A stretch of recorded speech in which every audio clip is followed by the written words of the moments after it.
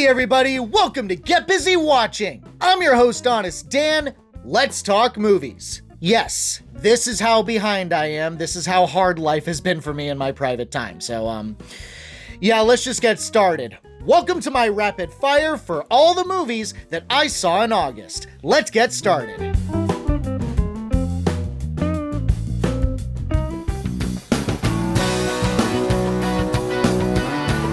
A bounty hunter teams up with a small group to protect a young girl from her evil father and bring her to a mythical vault full of untold power. I don't agree that it's that bad, but yes, it is very bad. I never played the games, but even I can tell this doesn't represent the game in a positive light. It's boring, it's not entertaining, which is really sad to say because I love Cate Blanchett. She does have charm, but is bogged down by a remarkably unfunny script and terrible direction from Eli Roth. The rest of the cast doesn't fare any better. Kevin Hart was boring, Ariana Greenblatt was meh, and Edgar Ramirez is just not a good actor. The action scenes have a little flair, but it's not creative and nothing is truly memorable. The only positive is the climax. I don't generally look at Kate as hot, but god damn, she looks good in a tank top. It ain't worth it.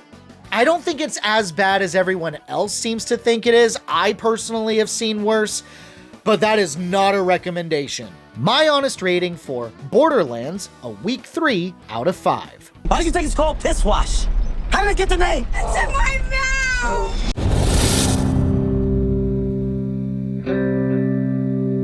A moody teen girl and her family move to a resort. Turns out, creepy shit starts happening to her, and both her and her family are targets. God damn it.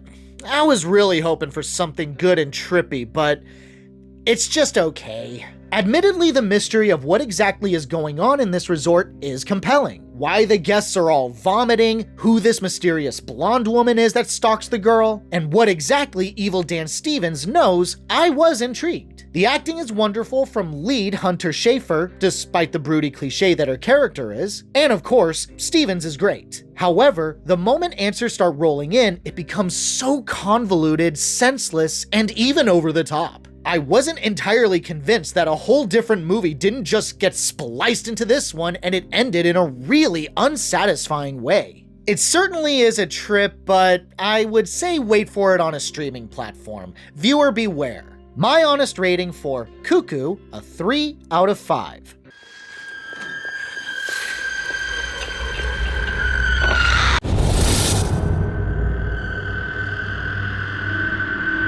A group of young scavengers and their synthetic sneak aboard a derelict ship and encounter a xenomorph that kills them off one by one.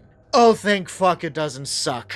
I mean, parts do, but it is the best thing to happen to the Alien franchise since the 80s. The characters are easy to get behind. Kaylee Spaney just wants money to get to a better colony and live a better life for herself and Andy, the android, who is programmed to act like her brother. Okay. But everyone else is a wallflower. But as soon as the carnage begins, that's when things become a proper alien outing. The xenomorph is great. It's mostly animatronic and puppetry, very little CGI. There are some pleasant, if not janky surprises. Can't give it away. And that final act, dude, that's some pure H.R. Geiger shit. The callbacks to the previous movies are not welcome though. That's the only thing that really holds it back, and there's quite a few of them. Still, I say if you've been on the fence about it, give it a shot. It's really not the worst that the franchise has offered. My honest rating for Alien Romulus, a 3 out of 5. What do you mean there's something in the water? No, there's just something in the fucking water.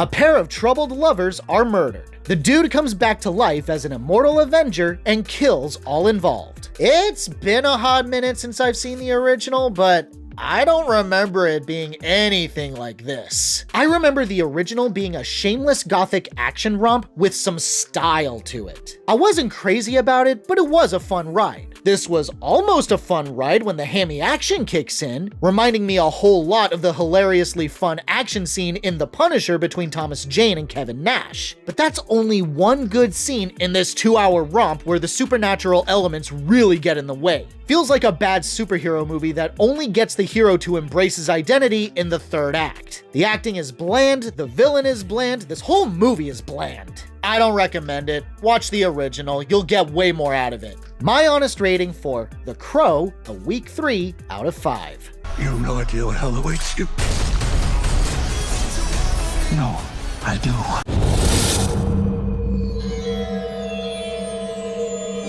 A young woman is trying to escape a crazed man hunting her with a rifle. An oversimplified summary to an otherwise phenomenal movie. Quite the surprise for me. It opens fairly pretentiously by announcing that the movie was made entirely on 35mm, which, okay, congrats. But once the story kicks off, that's when shit gets interesting. It keeps things mysterious at first and feels an awful lot like a 70s or 80s slasher. Well shot, tense, the story is told non-linearly, which hasn't been done this well since Memento in my opinion, throwing twist after twist, keeping me on the edge of my seat the whole way through. The writing is so great, the directing impeccable, and by the time the credits rolled, I wanted to watch it again. Damn tragedy that this is flying under the radar. If you're a fan of horror, you need to check this bitch out. My honest rating for Strange Darling, a 5 out of 5. Are you a serial killer?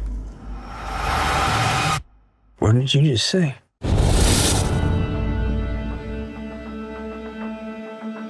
A pair of downtrodden friends get whisked away to Channing Tatum's private island for fun, but strange stuff happens and puts them on edge. Oh wow, I just witnessed this year's Don't Worry Darling, except somehow worse. This thing takes 4 goddamned ever getting to the meat of the story. I swear, more than half of it is just watching these people party and only occasionally reminding the audience that weird stuff is happening that should be putting us on edge. But when no one is trying to seek answers, the wheels simply spin.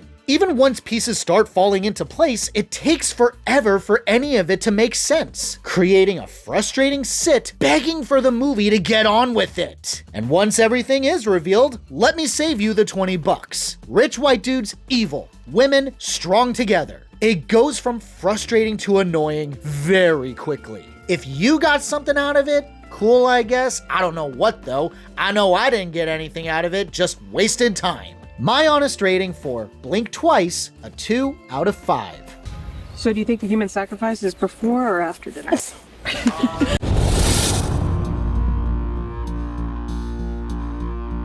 Josh Hartnett is a serial killer taking his daughter to a concert. He quickly discovers that the concert is a trap for him and has to figure out how to escape.